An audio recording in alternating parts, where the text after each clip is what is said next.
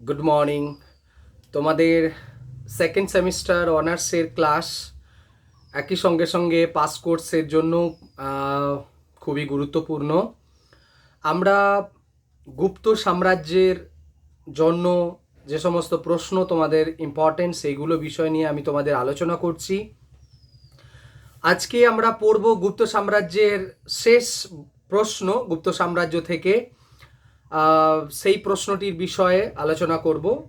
প্রশ্নটি হচ্ছে গুপ্ত সাম্রাজ্যের পতনের মূল কারণ কি ছিল। আমরা যে গত কয়েকটা ক্লাস জুড়ে গুপ্ত সাম্রাজ্য সম্পর্কে ভিন্ন ভিন্ন দিক আলোচনা করেছি, সেই তার আজকে লাস্ট প্রশ্ন। তো what was the causes for the decline of Gupta empire? এটা হচ্ছে 5 মার্কের কোয়েশ্চেন এবং তোমাদের এটা জানা উচিত সকলের যে গুপ্ত সাম্রাজ্য ছিল ভারতবর্ষের লাস্ট, প্রাচীন ভারতের লাস্ট বড় সেন্ট্রাল এম্পায়ার। সেন্ট্রাল এম্পায়ার এই কারণে আমি বলছি কারণ গুপ্ত সাম্রাজ্যের পর আর ভারতবর্ষে একটা রাজবংশের অধীনে গোটা ভারতবর্ষ আর আসেনি। এরপরে যেটা এসেছে সেটা হচ্ছে রিজনাল স্টেটস, রিজনাল পাওয়ার্স। এরপরে আমরা কিন্তু দেখতে পাবো, সেটা নর্থ ইন্ডিয়াতে দেখতে পাবো, সাউথ ইন্ডিয়াতে দেখতে পাবো। তো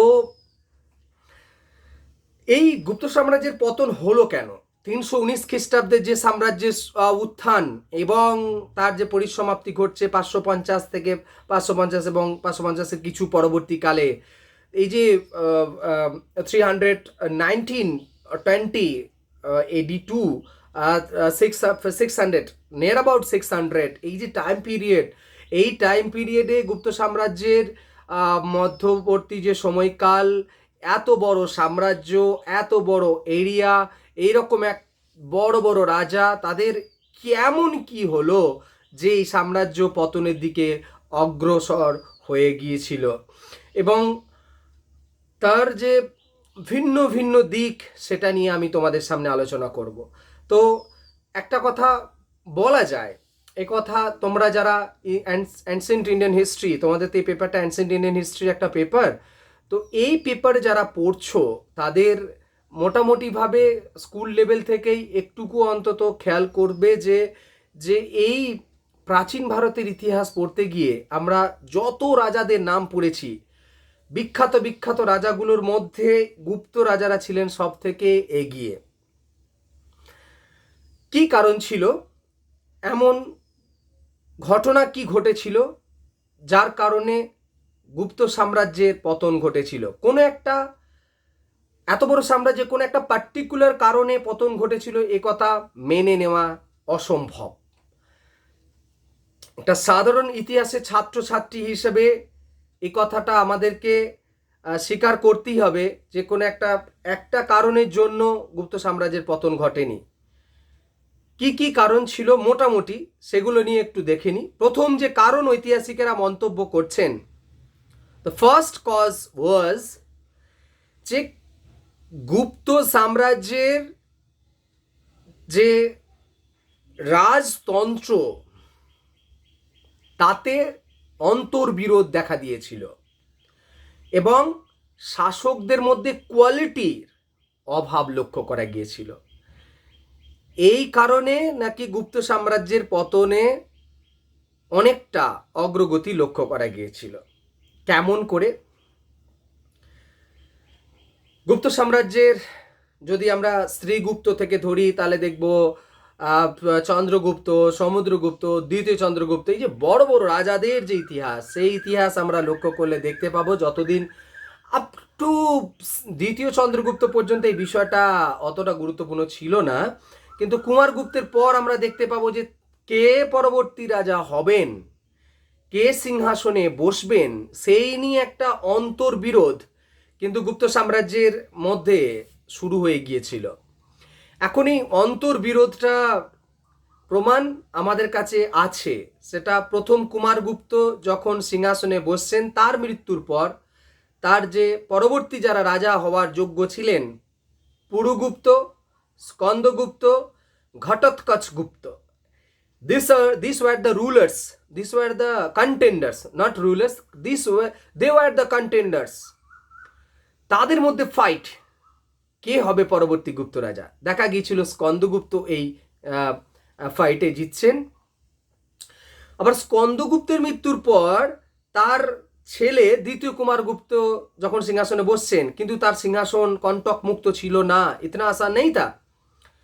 তো এই কারণে দেখা গিয়েছিল যে দ্বিতীয় কুমারগুপ্তকে হটিয়ে দিয়ে মানে পুরুগুপ্ত তার যে ভাই, তো সে মানে স্কন্দগুপ্তের, যার ফলে পুরুগুপ্ত সিংহাসনে বসছেন। আবার পুরুগুপ্তের মৃত্যুর পর আমরা দেখতে পাবো ভানুগুপ্ত, নরসিংহগুপ্ত, বৈনগুপ্ত এরা ফাইট করছেন গুপ্ত সাম্রাজ্যের সিংহাসনকে নিয়ে। এই জন্যে আমরা একটা ফেজকে বলতে পারি যে প্রপার গুপ্ত রুলার্স, আর একটা বলতে পারি ল্যাটার গুপ্ত পিরিয়ডস। ল্যাটার গুপ্ত পিরিয়ডে এই যে সমস্যাটা, অন্তর্দ্বন্দ্ব, ফাইটস সিংহাসনকে নিয়ে, who will be the next king, এই কোশ্চেনটার আনসারকে নিয়ে গুপ্ত সাম্রাজ্যের রাজাদের মধ্যে অন্তর্বিরোধ লক্ষ্য করা গিয়েছিল। আর যখন একটা সাম্রাজ্যের রাজতন্ত্র সিংহাসনে বসাকে কেন্দ্র করে সমস্যা দেখা দেয়, তখন সেই সাম্রাজ্য টিকে থাকা খুবই খুবই অসম্ভব।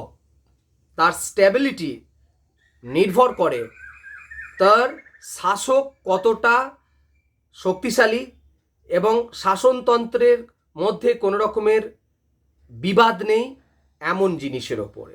আমরা বর্তমান প্রেক্ষাপটও দেখবে এক একটা রাজ্যে নির্বাচন হয়, সেই রাজ্যের বিধায়কদের সংখ্যা কম থাকার কারণে বা বিকিয়ে যাওয়ার কারণে অন্য একটা পার্টি এসে মুখ্যমন্ত্রী হয়ে যায়। এই ধরনের টেন্ডেন্সি আমাদের ইন্ডিয়ান পলিটিক্সের মধ্যে দেখা যায়। এই ধরনের পলিটিক্স ভারতবর্ষকে যে রিজিনাল যে আইডেন্টিটি, যে গণতান্ত্রিক প্রক্রিয়া, তাতে কিন্তু স্টেবিলিটি প্রদান করে না। তো এটা যেমন সত্য কথা, তোমরা নিজেরাও বুঝতে পারবে, সেরকম গুপ্ত সাম্রাজ্যের পক্ষেও এই জিনিসটি ঘটেছিল। তাই পরবর্তীকালে যারা সিংহাসনে বসেছিলেন তাদের মধ্যে আগের মতো কোয়ালিটি আর ছিল না। সমুদ্রগুপ্ত, প্রথম চন্দ্রগুপ্ত, সমুদ্রগুপ্ত, দ্বিতীয় চন্দ্রগুপ্ত, যে কোয়ালিটির রাজা এনারা ছিলেন, সেই কোয়ালিটি রাজা পরবর্তীকালের গুপ্ত রাজারা এনারা ছিলেন না। আর যেহেতু কোয়ালিটি নেই, আর কোয়ালিটি না থাকলে একটা দেশের রাজা, সেখানে যদি তার কোয়ালিটি না থাকে তাহলে তো সাম্রাজ্য টিকিয়ে রাখা খুব কঠিন। তাই এটা একটা পতনের বড় কারণ ছিল। সেকেন্ড কারণ রিলিজিয়াস প্রবলেমস। দেখো, প্রত্যেকটা দেশে, প্রত্যেকটা রাজবংশে যদি আমরা ওয়ার্ল্ডের ইতিহাস দেখি, ধর্ম একটা ভীষণ গুরুত্বপূর্ণ পয়েंट्स। रिलीजन जो सिस्टम्स हैं, ये इसके ऊपर बहुत सारा चीज निर्भर करता है। Lots of things depends on religions. Religious thoughts is one of the most important aspects of our society. तो every rulers they always try to support their people through his own religious thought. They always wants to inspire them that I am a Buddhist, I am a Brahmin, and you will have to follow the rules, and you will have to follow the religious thoughts. Definitely, if you follow the rules, then you will get the benefits, government benefits. প্রাচীন ভারতের ইতিহাসে কিন্তু এটা বারবার দেখা গিয়েছে। যদি আমি রাজা ব্রাহ্মণ হই, আমি যদি বুদ্ধিস্ট হই, এবং জনগণকে আমি প্রত্যক্ষ বা পরোক্ষভাবে চেষ্টা করব ইন্সপায়ার করার জন্য, তোমরা বুদ্ধ ধর্মে এসো, তোমরা ব্রাহ্মণ ধর্ম ফলো করো, তাহলে কি হবে? গভর্নমেন্টের ফ্যাসিলিটি তোমরা পাবে। Like our present conditions in our present political systems, দেখতে পাবে যে পার্টির পলিটিক্যাল ফলোয়ার্স রয়েছে, গভর্নমেন্ট যাদের চলছে, তাদের যদি পার্টির ফলোয়ার্স হও, তাহলে তুমি একটু বেশি বেনিফিট পাবে। আর আদার পার্টি যদি হও, তাহলে তুমি একটু কম বেনিফিট পাবে। এটা কিন্তু এই মানে সিস্টেমসটা অনেক পুরনো আমাদের দেশেতে। তো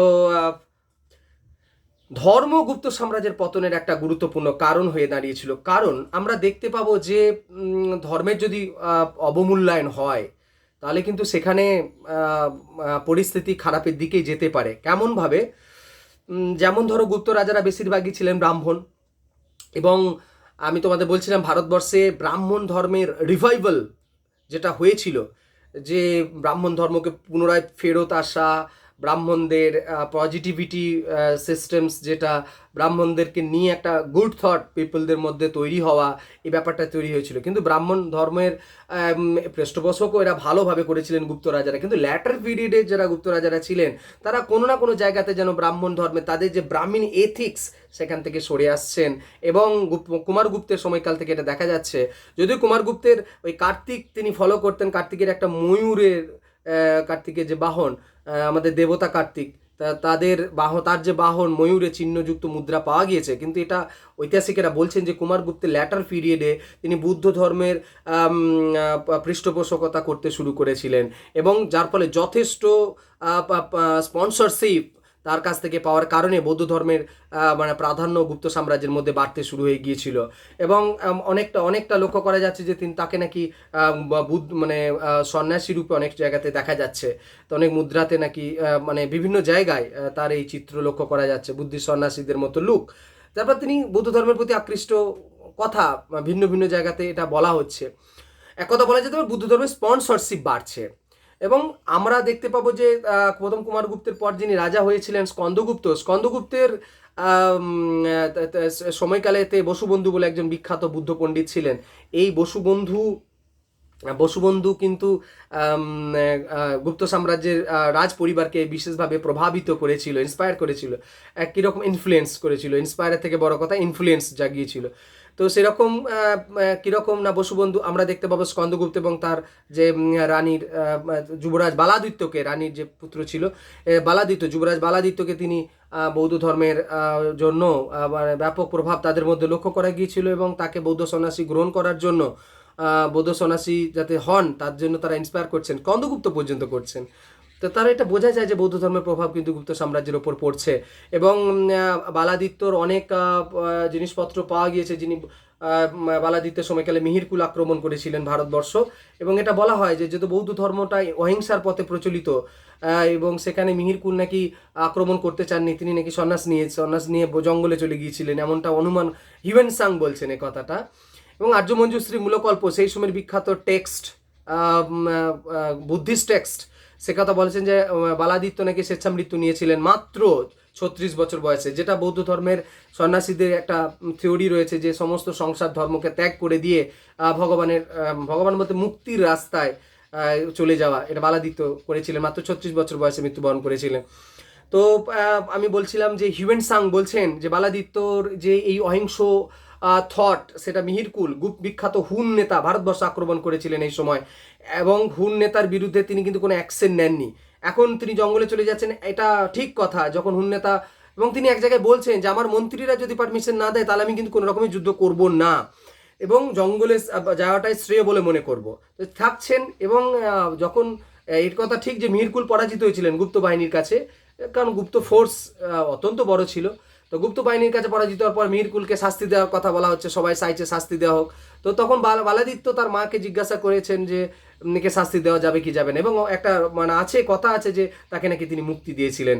এবং এটা থটটা কিন্তু বুদ্ধিস্ট থিওরিতে মানে প্রযুক্ত।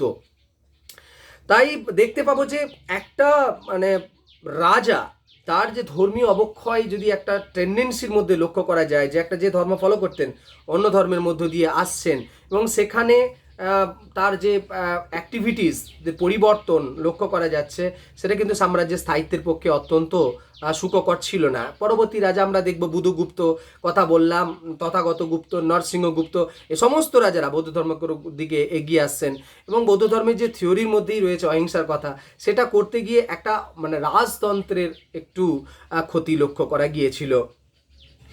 2 নম্বর হচ্ছে যে 3 নম্বর পয়েন্ট, সেটা হচ্ছে ফিউডাল সিস্টেমস বা সামন্ত প্রথা গুপ্ত সাম্রাজ্যের পতনের জন্য অত্যন্ত গুরুত্বপূর্ণ ছিল।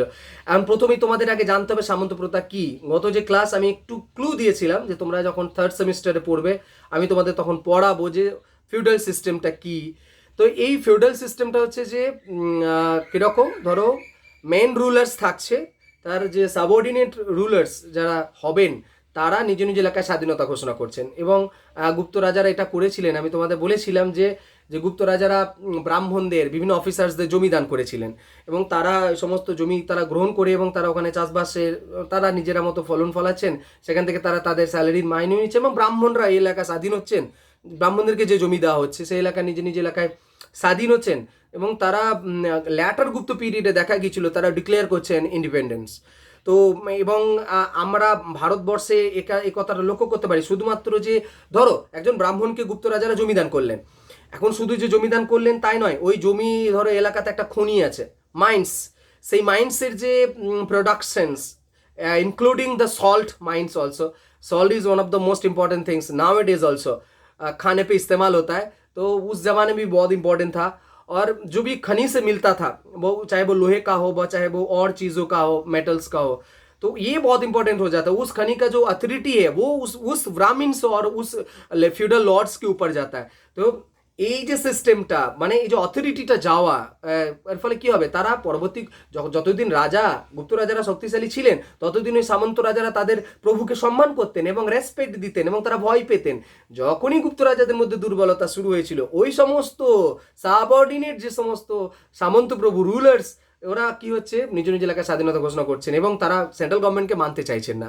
গুপ্ত রাজাদের পক্ষে এটা কিন্তু খুবই একটা ভয়ঙ্কর জিনিস হয়েছিল, কারণ আমরা লক্ষ্য করতে পারবো যে ল্যাটার গুপ্ত পিরিয়ডে গুজরাটে মৈত্রক রাজবংশের উত্থান ঘটছে, এমনকি আমাদের এই যে কনৌজ মৌখরী রাজবংশ তোমাদের পরবর্তীকালের ইতিহাস পড়বে নেক্সট সেমিস্টারেতে, অন্যদিকে মান্দাসরে যশবর্মন এই রাজার উত্থান ঘটছে। অর্থাৎ একটা জিনিস আমরা লক্ষ্য করতে পারছি যে এই সামন্ত প্রভুদের উত্থান এবং সেন্ট্রাল পাওয়ারকে না মানা গুপ্ত সাম্রাজ্যের পতনের একটা গুরুত্বপূর্ণ কারণ হয়ে দাঁড়িয়েছিল। 4 নম্বর কারণ হচ্ছে অফিসার্স আর দ্য অ্যাডমিনিস্ট্রেটিভ সেটআপস, যদি আমরা এরকমভাবে বলতে পারি আমলাতন্ত্র, সেটাও বলাটা ভুল হবে না। আমলাতন্ত্র মানে কি? আমলাতন্ত্র মানে হচ্ছে যে অফিসার্সরা কাজ করতেন তারাও নাকি গুপ্ত সাম্রাজ্যের পতনের জন্য অনেকটা দায়ী ছিলেন। কীরকমভাবে দেখো, গুপ্ত সাম্রাজ্যের অনেকে, আমি তোমাদের কিছুক্ষণ আগে বললাম যে গুপ্ত সাম্রাজ্যের অফিসার্স যারা ছিলেন তারা বেশিরভাগ অনেকেই তারা জমি পেতেন, চাষবাস করে তাদের স্যালারি ওখান থেকে নিতেন এবং অথরিটি পেতেন, শুধু জমি না ওখানকার অথরিটি পর্যন্ত তাদের হাতেতে প্রদান করা হতো।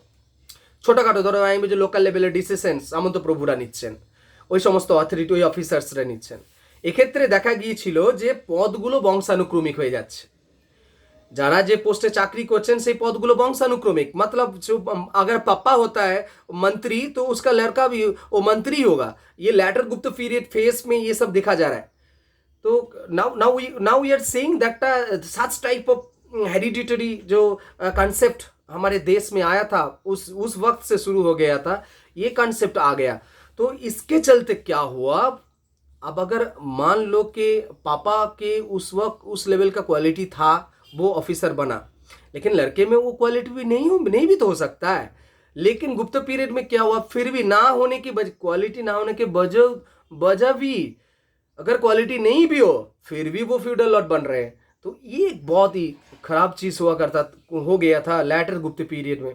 और different types of officers, they were called bhogik, mantrin and sachiv, they were the officers, they become independent, and they become independence means because they're getting lands from different areas of our in Indian subcontinent, or subcontinent means different areas in different regional areas। তো এই ভারতবর্ষের যে ভিন্ন ভিন্ন জায়গাতে তাদের যে authority তারা পাচ্ছেন, সেই অথরিটিটা তাদেরকে মানে তাদের মানসিকভাবে তারা শক্তিশালী হচ্ছেন। ঠিক আছে, সেন্ট্রাল আমাদেরকে দিয়েছিল, এরপর আমরা আর মানবো না ওদেরকে, এবং আমাদের অফিসার্স, আমাদের তো বংশ পরম্পরা এটা ফিল করবোই, আমরা তো ভোগ করবোই, এই একটা কি বলবো মানে নিশ্চিন্ত মনোভাব। বাবা যদি ছেলে মেয়েদের জন্য সম্পত্তি জমিয়ে যায়, এক ধরনের ছেলে মেয়ে লক্ষ্য করা যায়, ও বাবার তো আছে, তো আমার কাজ করার কোনো প্রয়োজন নেই। তো এই ব্যাপারটা গুপ্ত সাম্রাজ্যের মধ্যে কিন্তু হয়েছিল, যার ফলে ধীরে ধীরে সাম্রাজ্য কি হয়, আস্তে আস্তে যেমন সংসার ভেঙে যায়, যেমন বড়লোক বাড়ি থেকে গরিব লোক হয়ে যায়, সেরকম গুপ্ত সাম্রাজ্য ঠিক একইভাবে পতনের দিকে এগিয়ে গিয়েছিল। যেখানে আর একটা জিনিস একটা লক্ষ্য করা যাচ্ছে, এই অফিসার্সরা ধরো যে কাজের জন্য তাদেরকে নিয়োগ করা হয়েছে, যে রাষ্ট্রনীতিকে ঠিক রাখার জন্য, ন্যাশনাল পলিসিকে ঠিক রাখার জন্য, একটা স্টেটের যে ন্যাচারাল ফিচার্স হয় সেই ফিচার্সগুলো যাতে করে ঠিকঠাক থাকে সেগুলোকে স্ট্যাবল করে রাখার জন্য। কিন্তু যখন দেখবে যে ওই অফিসার্সদের মধ্যে নানান জিনিস প্রবেশ ঘটেছে, মানে অ্যাপার্ট ফ্রম দেয়ার রেসপন্সিবিলিটিস, তো তখন সেই সাম্রাজ্য, সেই অ্যাডমিনিস্ট্রেশন আর সেই লেভেলে পারফর্ম করতে পারে না। দ্বিতীয় চন্দ্রগুপ্তের সময়কালে আমরা লক্ষ্য করেছি নানান ধরনের কবি, সাহিত্যিক এবং আর্কিটেকচারাল নানান জিনিসপত্র তৈরি হচ্ছে, কিন্তু ওই সব দিকে তো আর রাষ্ট্র ব্যবস্থা চলতে পারে না। রাষ্ট্র চালাতে গেলে কি দরকার? রাষ্ট্রনীতি দরকার এবং প্রশাসনকে কঠোর হাতে নিয়ন্ত্রণ করা দরকার। সেই ব্যাপারটা কিন্তু আস্তে আস্তে নষ্ট হয়েছিল। ওকে, আর গুপ্ত সাম্রাজ্যের পতনের যে 5 নাম্বার কারণটা আমরা বলবো যে পার্মানেন্ট ফোর্স না থাকা। দেখো, গুপ্ত রাজাদের মধ্যে একটা বড় দুর্বলতা ছিল যে তাদের মধ্যে নিজস্ব সেনাবাহিনী ছিল না, পার্মানেন্ট সেনাবাহিনী। তারা কোথা থেকে সেনা পেতেন যুদ্ধের সময়? এখন সমুদ্রগুপ্তের যে বিজয় অভিযানের কথা আমরা দেখেছি, সেখানে মানে নিজের পার্সোনাল সেনাবাহিনীর কথা কিন্তু উল্লেখ করা হয়নি, এবং এটা অনুমান করা হয় যে গুপ্ত রাজারা যেভাবে সেনাবাহিনী জোগাড় করতেন সেটা হচ্ছে ওই সমস্ত সামন্ত প্রভুদের কাছ থেকে, অর্থাৎ যাদেরকে ওই ল্যান্ড দিয়ে দিচ্ছেন তাদেরকে দায়িত্ব দিয়ে দিতেন যে যুদ্ধের সময় আমাকে এত সেনা আমাকে দেবে তুমি, এবং আমি ওই সেনা নিয়ে যুদ্ধ করতে যাব। অর্থাৎ একটা জিনিস লক্ষ্য করা যাচ্ছে, এমনকি সেই যুগে সবথেকে বড় যে ফোর্স হাতি এবং ঘোড়া, সেটার উপরও গুপ্ত সম্রাটদের কোনো নিয়ন্ত্রণ ছিল না। অর্থাৎ যদি আমার রাজার কোনো নিজস্ব সেনাবাহিনী না থাকে এবং আমাকে কারোর উপরে নির্ভর করে চলতে এবং তাদের সিস্টেমের মধ্যে থাকতে হয়, এখন যতদিন রাজা স্ট্রং থাকবেন, তার পলিসি ঠিক থাকবে, ততদিন পর্যন্ত এই সিস্টেম এক্সিস্ট করবে। আর যদি না থাকে তাহলে এই সিস্টেম ব্রেক করবে। তাই গুপ্ত সাম্রাজ্যের পরবর্তী রাজাদের ক্ষেত্রে এই যে পরনির্ভরশীলতা, এটা কিন্তু খুবই খারাপ আকার ধারণ করেছিল। বৈদেশিক আক্রমণের কথা বলা হয়, ফরেন ইনভেশনস। এই ফরেন ইনভেশন ব্যাপারটা গুপ্ত সাম্রাজ্যে কিন্তু ঘটেছিল, যার জন্য গুপ্ত সাম্রাজ্যের পতন অনেকটাই ত্বরান্বিত হয়ে গিয়েছিল। বলা হয়ে থাকে যে পুষ্যমিত্র বলে জনগোষ্ঠী, বাকাটক জনগোষ্ঠী এবং হুন, মানে তিনটে ফরেনার্স আক্রমণ হয়েছিল গুপ্ত সাম্রাজ্যের সময়কালে। প্রথম কুমার গুপ্তের সময়কালে পুষ্যমিত্ররা আক্রমণ করেছিলেন, এবং বুধগুপ্তের সময়কালে আমাদের বাকাটক রাজবংশের রাজারা আক্রমণ করেছিলেন গুপ্ত সাম্রাজ্যকে, এবং স্কন্দগুপ্তের সময়কালে এবং তার পরবর্তীকালে মানে হুন জাতি আক্রমণ করেছিলেন। আমি তোমাদেরকে প্রথমেই মিহিরকুলের কথা বলেছি যে মিহিরকুলের মতো হুন নেতারা ভারতবর্ষ আক্রমণ করছেন, অর্থাৎ একটার পর একটা আক্রমণ সামলাতে গিয়ে একটা রাজ্যের অস্তিত্ব তো সংকটে পড়বেই, এটা তো স্বাভাবিক বিষয়। তবে এ কথাটা মনে রাখবে যে শুধুমাত্র যে বিদেশি আক্রমণ হয়েছে বলেই সাম্রাজ্য ভেঙে চুরমার হয়ে গেল, এমনটা কিন্তু নয়। একটা সাম্রাজ্যের স্থায়িত্ব কিন্তু একটা বিদেশি আক্রমণের দ্বারাই যে সব ভেঙে চুরমার হয়ে যাওয়া, এটা কিন্তু বাস্তবে সত্যি কথা নয়। তবে এই কথাটা বেশিরভাগ ঐতিহাসিক স্বীকার করছেন, বিশেষ করে আমাদের প্রাচীন ভারতের বিখ্যাত ঐতিহাসিক রমেশচন্দ্র মজুমদারের লেখা রয়েছে। তো এই তার ভিন্ন ভিন্ন লেখাতে আমরা পাই যে গুপ্ত সাম্রাজ্যের এই যে হুন আক্রমণ ল্যাটার পিরিয়ডে তোরমান, মিহিরকুল এরা যারা আক্রমণ করেছিলেন, তো তাদের দ্বারা গুপ্ত সাম্রাজ্যের অর্থনৈতিক ভিত্তি কিন্তু দুর্বল হয়ে পড়েছিল। বারবার আক্রমণকে সামলে দেওয়া এবং সীমান্তবর্তী এলাকাতে মানে একটা টেনশন তৈরি হয়ে যাওয়া, যেটা বিদেশিরা ঢুকছিলেন যে সীমান্তবর্তী এলাকাগুলোতে, ফ্রন্টিয়ার এরিয়াস যেগুলো বলা হচ্ছে, সেখানে কিন্তু পরিস্থিতি খারাপ হয়ে গিয়েছিল। আর সবথেকে বড় কথা হচ্ছে যে আমি তোমাদেরকে বললাম সামন্ততন্ত্রের কথা। এই সামন্ততন্ত্রের কথাটা বা যে ব্যাপারটা খুব গুরুত্বপূর্ণ, তার সঙ্গে সঙ্গে সামন্ততন্ত্রের পরবর্তী যে স্টেপ সেটা হচ্ছে যে প্রাদেশিক শাসনকর্তা। এই প্রাদেশিক শাসনকর্তাদের কথাটা না বললেই নয়, আমি যদিও একটু বললাম তবু আর একটু বলে নিই। সেটা হচ্ছে যে প্রাদেশিক শাসনকর্তারা নিজ নিজ এলাকায় স্বাধীনতা ঘোষণা করছেন। তার মধ্যে যশ ধর্মনের নাম গুরুত্বপূর্ণ। তিনি মান্দাসরের শাসনকর্তা ছিলেন এবং তিনি ওই এলাকাতে স্বাধীনতা ঘোষণা করছেন, এবং স্বাধীনতা ঘোষণা করার ফলে কি হয়, যখন একটা রাজতন্ত্রের বিরুদ্ধে যখন কেউ স্বাধীনতা ঘোষণা করে, তখন অন্যান্য প্রাদেশিক নেতারা ইন্সপায়ার হয় যে আচ্ছা ও স্বাধীনতা ঘোষণা করেছে, তাহলে আমাকেও স্বাধীনতা ঘোষণা করতে হবে, আমরা সেন্ট্রাল রুলকে মানি না। তো গুপ্ত সাম্রাজ্যের ক্ষেত্রে এটা ঘটেছিল। মানে আমাদের মৈত্রক রাজবংশ ছিল বালভিতে, পাশের রাজ্য গুজরাটের এই কাছাকাছি অঞ্চলে, এবং কনৌজ আমাদের যে হরিয়ানার অঞ্চলের এই এলাকাটাতে কনৌজের মৌখরি রাজবংশ, এবং থানেশ্বর তার পার্শ্ববর্তী এলাকা, থানেশ্বর মানে হরিয়ানা ইউপি বর্ডার এলাকার মধ্যে পড়ছে, ওই এলাকাতেও সেখানে বর্ধন রাজবংশ, মগধের যারা রাজা মানে পরবর্তীকালে যারা রাজবংশে রাজত্ব করছেন, এবং এই আমাদের মালদা জেলায় গৌড়ের শশাঙ্ক কথা বলা হচ্ছে, সব নিজ নিজ এলাকায় স্বাধীনতা ঘোষণা করছেন। এখন এটা করতে গিয়ে কি লক্ষ্য করা যাচ্ছে যে গুপ্ত যুগের স্থায়িত্ব তো সংকটে পড়বেই।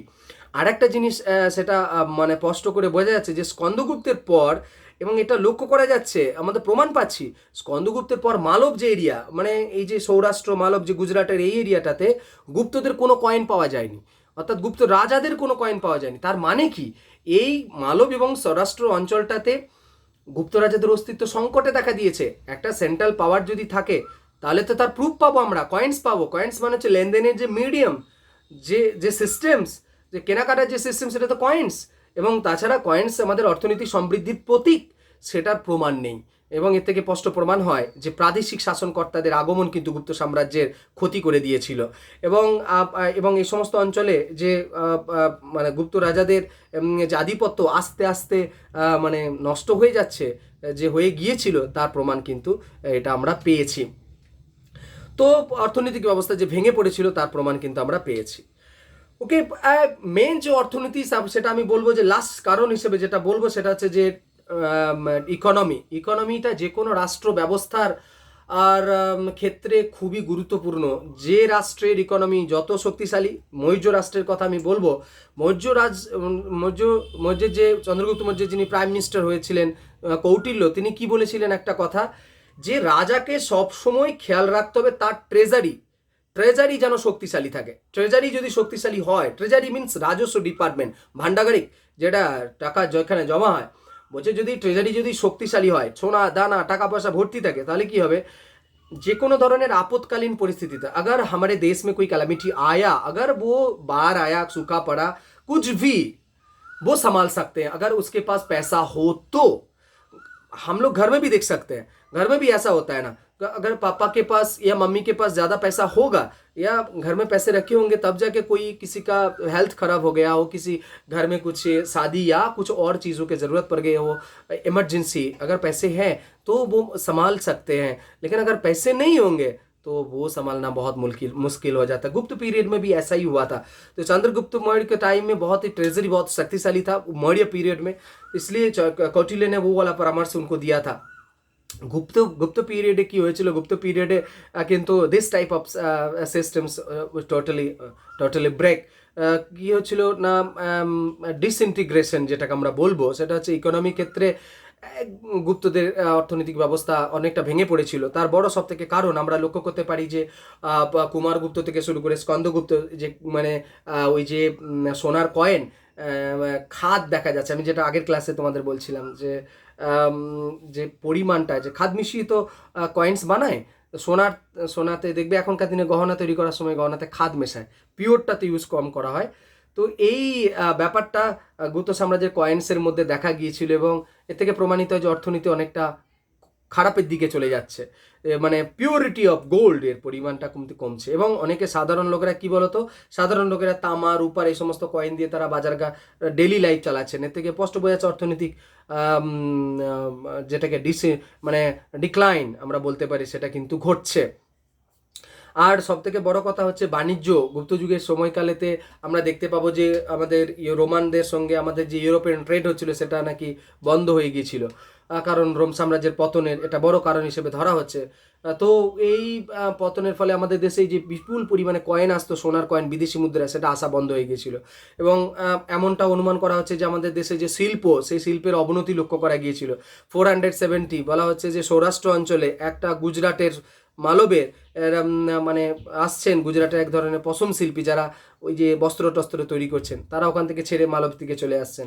তো এটা প্রমাণিত হয় যে ওই এলাকায় শিল্পের টান লক্ষ্য করা গিয়েছিল, মানে বিজনেস চলছিল না। তো এর থেকে আস্তে আস্তে শুধুমাত্র পশম বস্ত্র নয়, নানান ক্ষেত্রে অবনতি লক্ষ্য করা গিয়েছিল। প্রোডাকশন সেভাবে হয়নি, প্রোডাকশন আস্তে আস্তে কমের দিকে ছিল।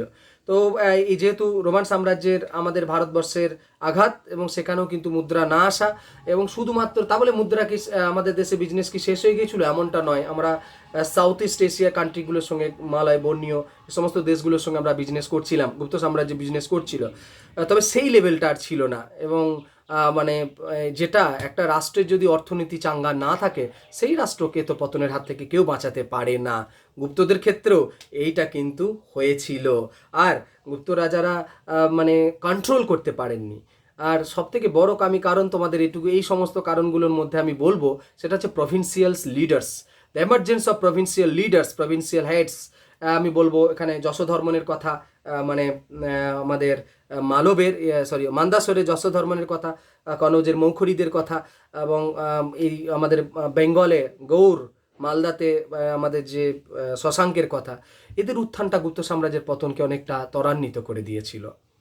ওকে, তোমরা 5 মার্কের এগেন আরেকটা কোয়েশ্চেন করবে, গুপ্ত সাম্রাজ্যের পতনের মূল কারণ।